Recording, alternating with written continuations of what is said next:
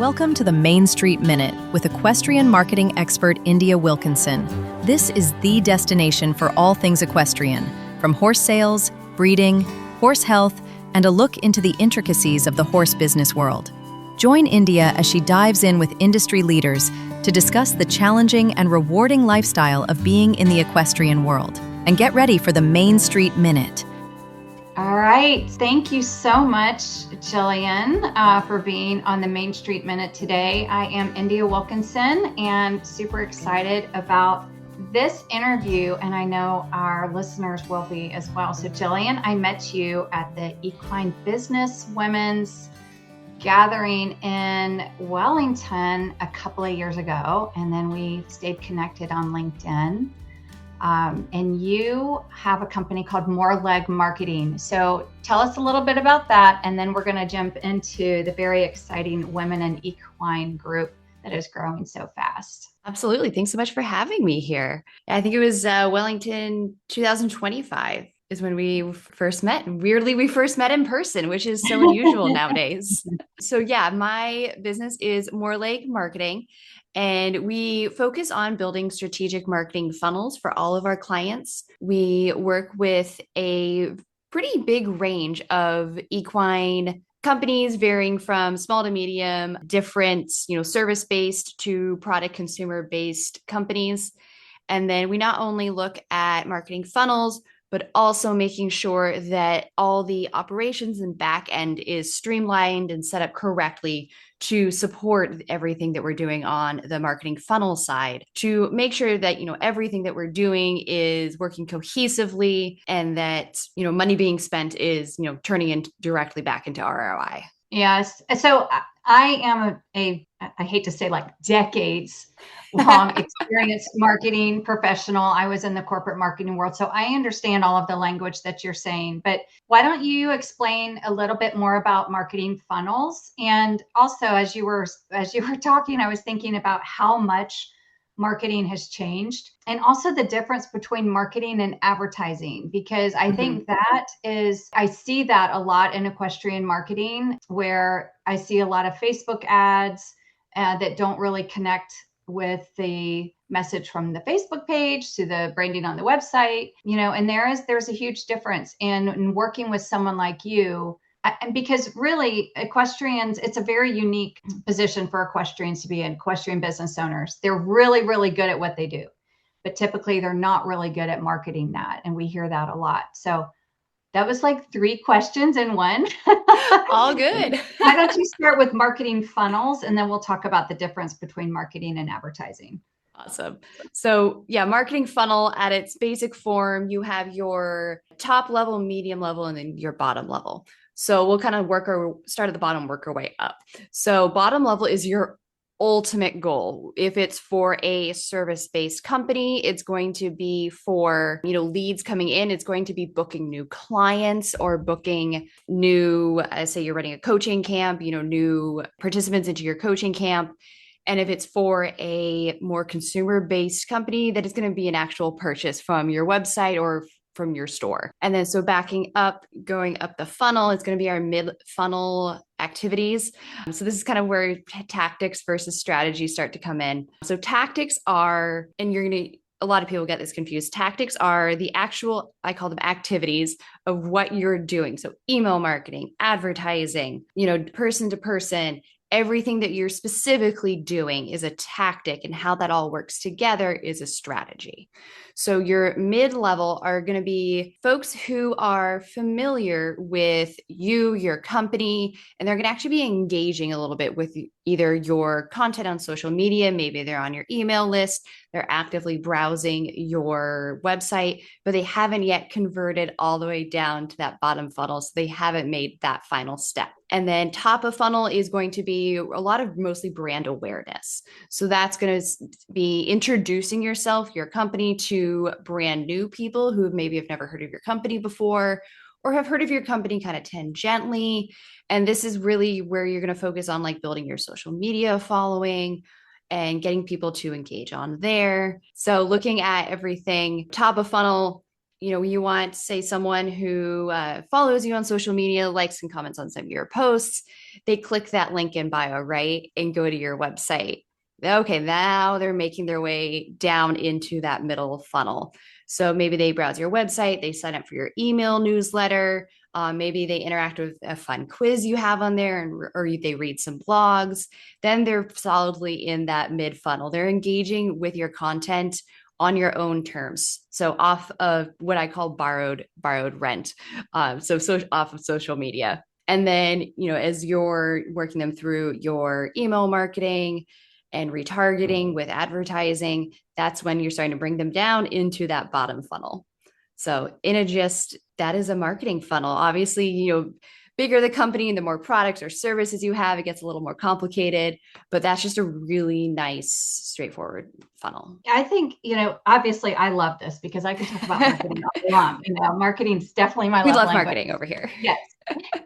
And I actually really love that we're having this conversation because a lot of equestrian business owners from, it can be anyone from equine massage therapist to a vet, to a product, like you said, a product-based company. And that everyone needs to really understand that there is a process behind actual marketing, because I'm sure you see it too. I see a lot of companies that are just like throwing spaghetti against the wall to see what works. And I can think of a couple in particular because I know what they're doing and I can see that they're changing their strategy a lot. Like every couple of months, they're trying something different. And I know when I don't do it anymore, but when I was doing marketing consulting, I really had to help people understand. It's kind of like when you give your horse a supplement, you really have to wait and you have to be consistent and see what those results are before you do something different. And I know that a lot of people just will throw a Facebook ad or, they'll just try all these different things and not talking with an expert like you to really, if you put that money in the beginning, then and talk with someone like you and really understand there's a process to this. It's not just throwing ads. And then because I've seen it too, where people are like, I had a Facebook ad up for 30 days and I haven't sold anything. I'm like, well, it doesn't work that way. That might be great for there's so much more that goes into it. Yes. And there's so many great products and brands out there, and I've seen them just disappear. And it's not because the product wasn't great, but because the marketing wasn't effective. So just kind of in your experience, well, let's go back a little bit. Let's talk about why marketing and advertising are different, because advertising falls under the umbrella of marketing, but they are very different. And I think that, they're different in a sense of they have a different idea behind them.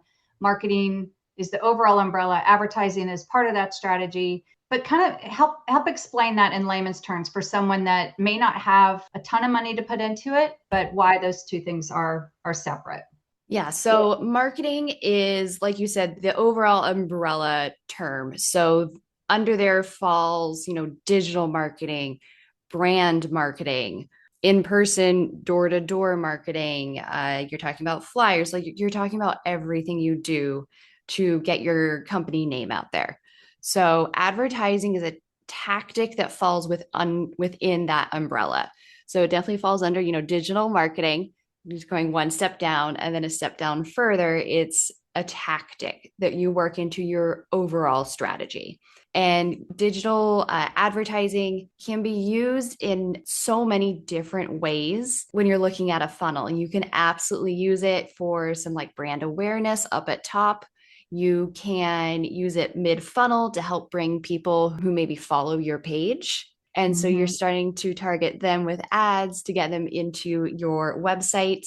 Maybe they are people who have visited your website before, but have not yet made a purchase. So you can retarget off of your Facebook metapixel and target those folks. And then maybe, especially for, consumer good product companies, you always want to be retargeting your customers because you want to make sure that they're coming back to you and making repeat purchases.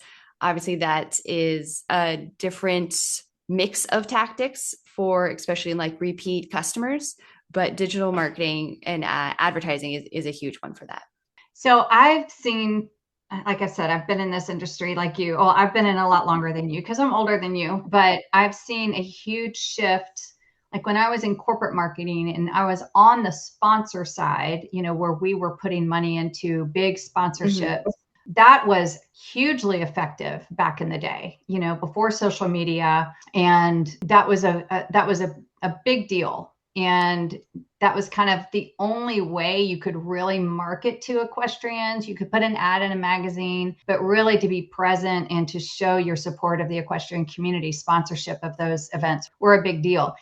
That has changed a lot in the sponsoring of those, I mean, it's what are your thoughts on sponsorships? I'm pretty opinionated about it because I've been on the sponsor side, and I ran the Atlanta steeplechase. So I sold sponsorships, and then I've done sponsorship consulting, and I've seen such a huge shift in how events treat their sponsors, and also how effective those sponsorships are. So it used to be you could just throw a banner up at a horse show, So what have you seen? What are your ideas on how that's changed? I think sponsorships are really interesting. And like you've said, have even just changed over the last couple of years. Yeah. In that I don't think they're as effective in the same way anymore. And I want to make sure people understand in the same way. I absolutely think they are, if you can afford it, great way to have brand awareness and also show your authority and show that you're involved in the community. So your goals for sponsorships have changed. You're maybe not looking at direct ROI, so return on investment, as much anymore. And you're really looking for most likely, because I always like to attach a KPI, a key performance indicator I try to attach something to everything that I'm doing for clients and also for myself. So for, sponsorships, I'm most likely probably going to be looking at increase in website visits during the length of that sponsorship, and then also increase in social media followers. So it's a great way to still show that you're out there, you're active in community, you're staying top of mind. But again, it's more of that top funnel, looking at it, a marketing funnel, than previously when it used to be a little bit more direct. You can attach that a little bit more directly to a dollar amount. So sponsorships in your marketing funnel, I think, have shifted a little bit more up towards just general brand awareness nowadays. Yes, I love that. And that's exactly what I was writing some notes down, because as a business, if you're, a business that you decide to go into the sponsorship realm as a part of your marketing strategy, you really have to set your expectations. And you and I talked a lot about that with Main Street Market going to Kentucky 3-day event. I knew what my expectation, I set very specific expectations. My expectations were brand awareness and education of Main Street Market. And that is important for a business owner to go into that, because it's not inexpensive to sponsor. It's a big investment now, especially nowadays. Yes, it's a big investment. So you really have to understand. And I think that's where businesses sometimes get frustrated, because they think they're going to get all these customers right after the show, and people are going to be flooding them because they have this fabulous product, which they do. But it takes a lot of time, and having those expectations going in will help you won't be disappointed with the ROI, because that's really negligible when you're sponsoring, right? So like for Main Street, I've done some different sponsorships, and I've been really disappointed not in what I expected, but in the return of what the event told me they were going to do. And what I expect is a post and to be listed in the prize list. And sometimes that just didn't happen. And then there was no follow-up from the event. When I asked for specifically what the contract, I always have a contract, and they were like, oh, they forgot. Well, that's for on the event side. And I've done some podcasts on this about sponsorships, but that's the best way to never get that sponsor back. And so I've chosen one. I sponsor a show series, Flightline dressage shows. And so I hope that as y'all are listening to this, like, this is why I chose them. They do a great job on the ground. My banners are everywhere, but I don't have to nag them on, did you put my banners up? Did you put us out on Facebook? They include us with everything, and they do such a great job. They take such good care of their sponsors. So I'm loyal to them, and I have been for 4 years. And so I think that's really important when you go into a sponsorship. Set your expectations with that event, but know that it may not return right away. It takes time, right? Don't you agree with that? Absolutely. And I think you hit a really great point of, from the show or event side, your sponsorship teams should also be really focused on customer service, and your customers are your advertisers and your sponsors. Yeah. And speaking of, I think back to when I was in Wellington for this year's Equine Businesswomen Networking event, part of that was Piper interviewed Lenore Brown, Director of Sponsorships for WEF. And Lenore had such a great attitude towards her sponsors, and that she really wanted to take care of them.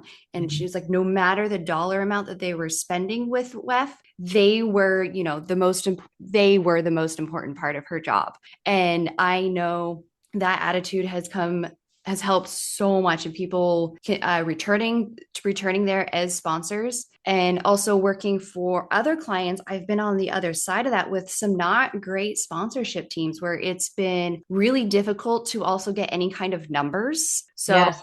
Anyone working in sponsorships, make sure your media kit is up to date and has details that as marketers we want. So if you're saying, hey, as part of your sponsorship package, you can have access to our email list, or we'll include you in one email. Okay, great. How big is your list? What's your average open rate? What's your average click-through rate? Who makes up your email list? Just all of those details are really good at, and having them up front are going to go a long way in making sure that you get more sponsors in, and also better sponsors too. It's not just quantity, but quality. Yes. And I know that we're kind of going down this rabbit hole of sponsorship.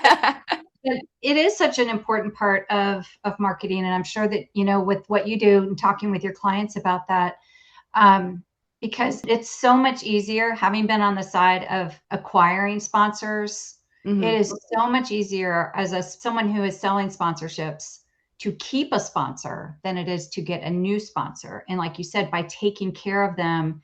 And what I did for my sponsors, because I had been on the other side, and I think that's what made me so effective in being a sponsor. I was the marketing and sponsorship director, but being on that side, because I had been one and I knew what I wanted, I gave them a report after. So I had, I would save all the screenshots and tell them, the reach that we got through the advertising or radio spot, so they got that. I had a template done. So right after the race, I was getting that out to all of my big sponsors and the smaller ones too.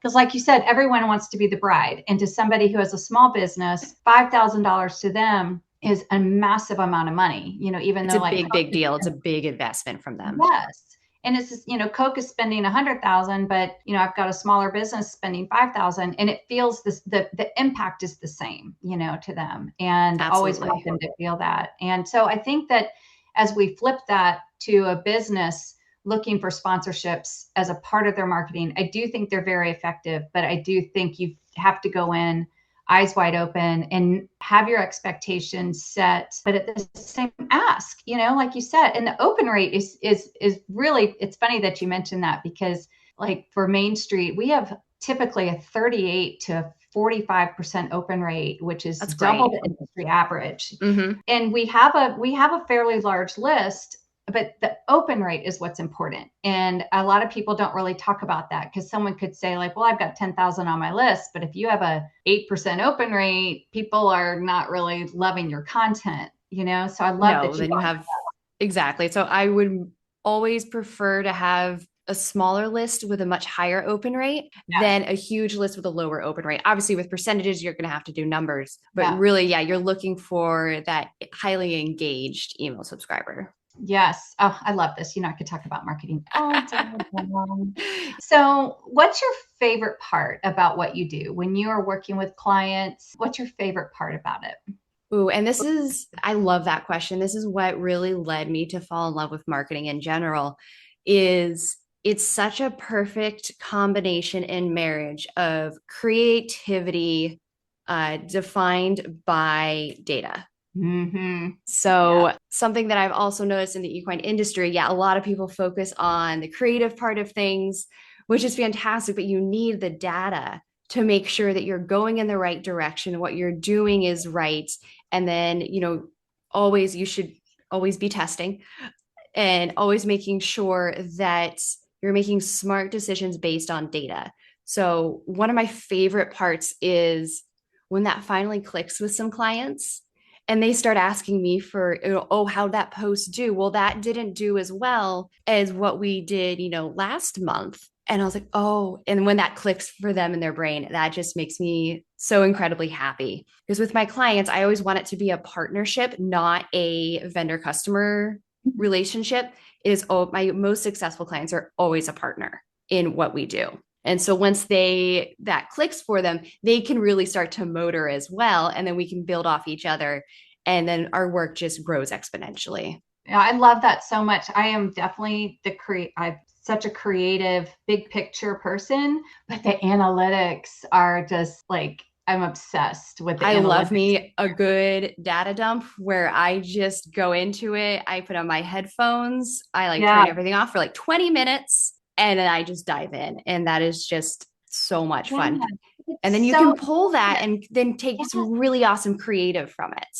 Yes. And I think that's what people don't, like they might just kind of glance over like, oh, that did well. But I'm like you, like I go deep into the analytics and I'm like, why did that horse, so I'm taking Main Street, why did that horse have 88,000 views? And this horse got, 18,000 views. What's the difference? How can I help my advertisers, my customers enhance so so it's really important to look at that and to look at when it was posted, what the optimum times are, why that the photos, we could have a whole podcast on why photos are so important, quality photos.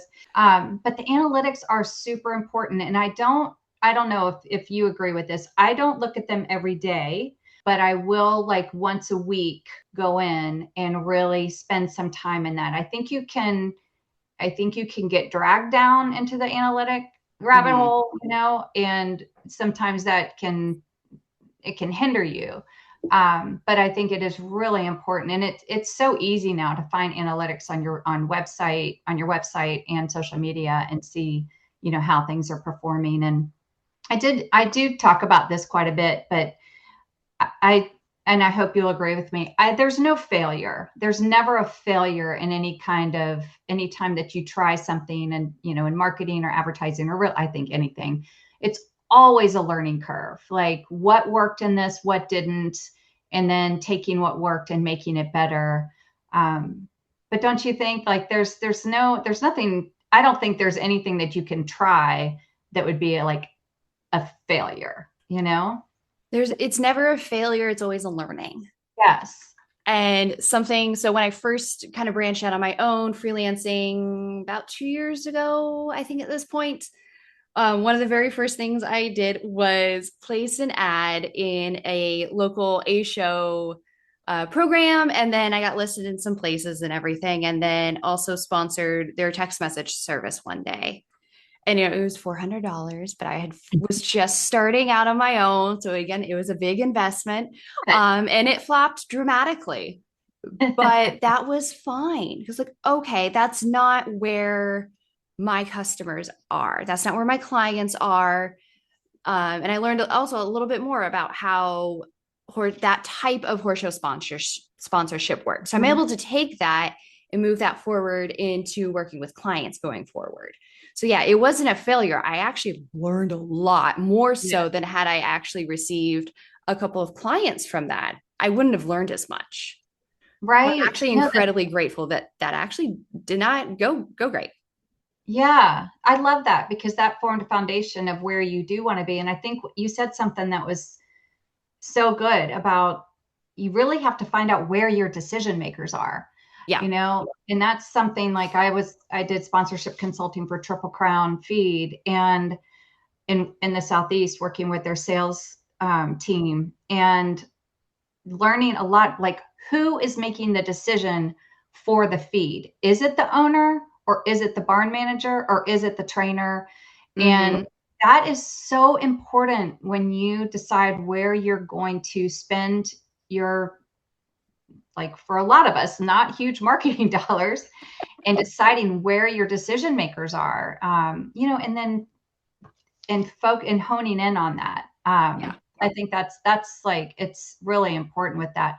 So when you just talked about how you went out on your own 2 years ago, tell us a little bit about your background, and then when and why you decided to take that leap. Because I think that's the hardest part for any entrepreneur is deciding that, yeah, I'm going to do it. It's a big moment. Yeah. I thankfully lucked into that situation a little bit, but for kind of just my professional background, I graduated college in 2013. I actually ended up working for SmartPack right out of college for about a year and a half. And, my ultimate goal was always to be in marketing. And SmartPack had just been acquired. My first day there, they got announced that they got bought for the first time. And I kind of, oh, okay, that's interesting. And unfortunately, just kind of career trajectory out of customer care got not fully removed, but minimized quite a bit. I was like, okay, what am I doing? And so I actually went to go work for a marketing agency focusing in the transportation and logistics industry, Oh, which okay. is not remotely in my realm of knowledge or expertise or really passion, but I ended up staying there for almost 10 years. Wow. It was a very, very cool agency. It was co-founded by two women in the transportation world, which I thought was so cool and so phenomenal. And I really got to help grow a small agency to, I think we hit, 7 figures in annual reoccurring revenue. Wow. And just being able to stay in that and help build something was so much fun. There was a lot of stressful times. There was a lot of learnings. But just being able to have my work be a direct impact on a business, I found just really hit me in a way that being in a bigger company wouldn't have done as much. So for them, I started as a digital marketing manager, mostly running Facebook ads for them, and then grew into director of marketing operations, did a ton of account management. And, small company, I did a little bit of everything, which was also immensely cool. And then about 2 years ago, an opportunity kind of came up to go part-time with them. And so I actually took it. And so I was lucky in that I was able to stay part-time, but start branching out. That's So incredible. I didn't have to make the full jump immediately or all at one time. So if anyone listening can manage that, it's definitely the way to do it. And so I was able to, still have a steady paycheck, but work on growing my own until I was able to kind of move over. I still consult with them part-time. The owner and I are still very, very close. And yeah, just coming back to the equine industry, that was always my goal. And, as a horse person, horse lover, equestrian my whole life, everyone I think ends up back in the equine industry at some time. Right. I mean, it's pretty cool when your passion is so aligned with your education and your skills and all the things. I mean, it feels like home. It does feel It like coming does. home. It feels exactly like home. Yeah. It's so interesting that you said that, though, because I do think that every experience is just layering the foundation of where your next adventure is going to be. And my background was actually I was in marketing for Arby's. We launched TJ Cinnamons, which is an offshoot. And then I went into wine and spirits marketing. But I was writing the whole time, same as you, just write it in. But I learned so much in those industries that I was able to bring into this, that I think a lot of time I think that's why we see things, with a different perspective that are, that may not always be seen, in someone who didn't have that experice, outside. Exactly. Yeah. Yeah. So, and I agree with you too about, I mean, I didn't have like a part-time job and then was able to do that. However, I did do both. And I think that's what a lot of people have to do. You know, maybe working nights and weekends to build the entrepreneurial side while you have that steady paycheck. So what would your advice be to someone who has, because I listen to a lot of podcasts, and I love to listen to How I Built This. And I know my podcast listeners have heard me say this before, but listening to founder stories is always so inspiring and has gotten me through a lot of challenges, because I'm like, oh, this is how they got through it. And, you know, so what would you tell someone who has that great idea that they want to do something? Maybe it's a product or they want to start a business. What would you tell them? Like, how would you tell them to have that, where to find that confidence to do it? Just do it. Yeah. But no, you know, kind of like you start small, keep it on the side, build it until it makes sense for you to make the full jump. But also, and I had to work on this a lot for myself, give yourself grace in the beginning. You're figuring out a lot of different things all at once. Don't compare yourself to someone who's maybe 5 or even like 2 years in, because I'm about 2 years in and I am in a vastly different place than where I was when I first started. So absolutely give yourself grace. Do not compare yourself with others who have a couple of years under their belts. And then also focusing on consistency rather than perfection. Especially as equestrians, I think we all tend to be a little bit type A perfectionists, but make sure that you're focusing on consistency. And 90%, 80 to 90% is good. Go with that. It does not have to be 100. It does not have to be 110%. It should not be 98%. Yeah. 80 to 90 is good. Once you're there, go for it. Launch or get that post up, get that email out, and then you can tweak it from there. But don't have analysis paralysis. I feel like a lot of entrepreneurs get stuck in that stage and then they can't move forward. So yeah, just go ahead and press enter. Press that big red button. You're going to be fine. That's such great advice. I love that. All right. So we're going to switch gears a little bit. And I know that you've brought all of your experience and your talent and your passion, and, you know, and I know I've gotten to know you, and I know you genuinely want to help other people. And I love that about you. So we're going to jump into this other side of what you have created called Women in Equine. And I've watched you grow this group exponentially, especially recently. Tell us about that. Yeah. So Women in Equine originally I started in September 2025, honestly, is just virtual co-working calls. I had done a couple of these in the outdoor industry. That was maybe another industry that I was looking at kind of branching out into. And I really enjoyed them. But those calls were, you know, you hop on, everyone kind of does a quick intro and then mutes and then works for an hour, unmutes, and then you go your separate ways, which was fun. But I feel like there was so much more community that could be created from that. And, you know, I work from home. I've worked from home since 2017, well pre-COVID. I have my old junior horse who's now 28. He's retired. I'm not out at horse shows. So trying to come back into the equine industry, but no real way to be directly involved in the industry was difficult. So I started these calls. I honestly just kind of threw up a graphic. Again, that 80 to 90% is good.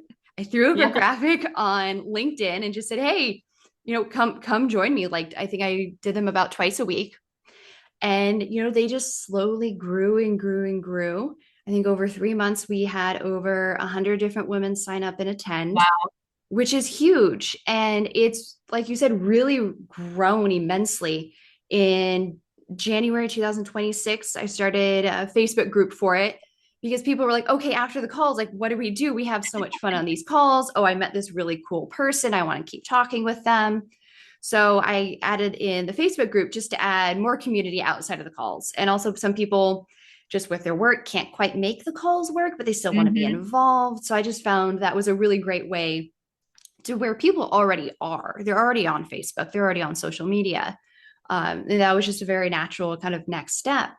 And then, yeah, recently I posted, I did a whole rebranding of the group because, again, I started it kind of on a whim. So it had no real branding, no real logo. I kind of vaguely called it Women in Equine. I think I changed the name a couple times.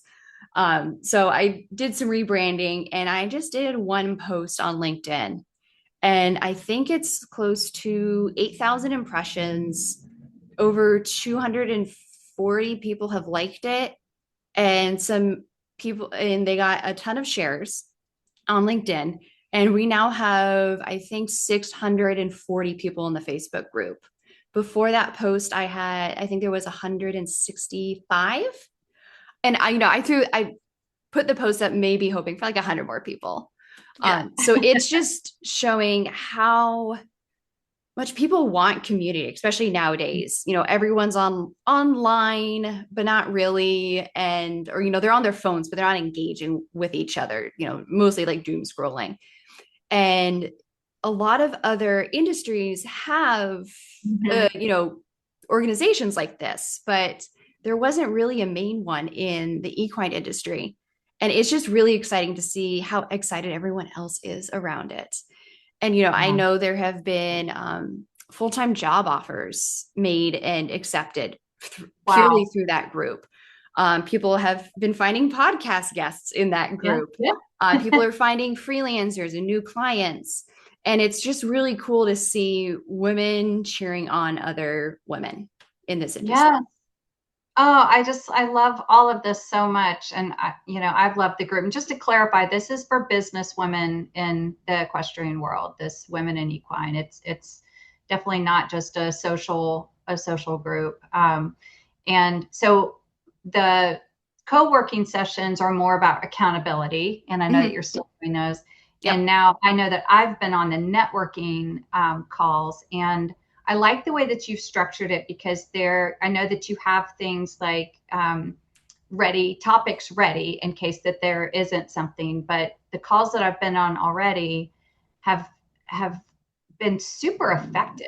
I think as we kind of take a case study, someone has an idea, we all kind of help, but I think we're all learning from those. And like you said, just feeling that connection, because we are, as equestrians, we are all pretty isolated anyway, except for our home barns or, at shows. But as equestrian entrepreneurs or businesswomen, we're especially isolated. And I feel like you've created a safe place to talk about challenges and things where people are supportive, and we don't have to put those out there online, because sometimes it really is just a simple question, but we want to have that. We want to always appear like we know everything and everything's great, but sometimes everything's very successful, and you never doubt yourself, and you never have a question about, oh God, a platform that's just not working. Right. I mean, it's all the nitty gritty things that you just need help with. Yeah. I think that one day we talked extensively about like programs to help with managing social media posts and scheduling. And I was taking so many notes, and I didn't even know about, some of the things that people are using. And so you've done a fabulous, fabulous job with that. Where do you see it going? Like, what are you thinking about, the evolution of this? Yeah. Hopefully, goals are keep growing it. Love to grow it into a place where we can have, maybe a conference and like webinars, and just keep working on expanding education for everyone. And then also still building that community. And really, I want kind of my generation, the next generation of women behind me, to really become more of the big players in the industry. Because if you look, especially in the hunter jumper world, a lot of the big players are men. They're the ones that have had the funding forever. They've had the networks forever. And, for an industry that's, I think, 85% women, I think, right. Yeah, I think that's about 85% women. There's just frankly a lot of men in charge, and that's fine and that's good. But I would like to see overall leadership be a lot more representative of the overall body that makes up the industry. It's really cool. Like this morning, I saw a post from the girl that created Poseidon Animal Health. And I was like, oh, look at that. There she is. And I think that's something I've seen her ads everywhere. I've been on her website. Yeah. And to see the person behind that. And I think that's something that's really cool too, is that, just to see the people behind the brands. And this is what I get from these, I'm always listening to these podcasts, like How I Built This, and everybody started from scratch. Everybody. There's not a brand, there's not a product, there's not a service, and everybody at some point started from scratch. We're all like Steve Jobs in our garages, creating something. And it's really cool just to see that. It's very inspiring, and you've done such a good job at keeping that positive pace of, I love the weekly win. And I love you and I talked about the idea of what did you do to grow your business this week? I heard that great one. Yep.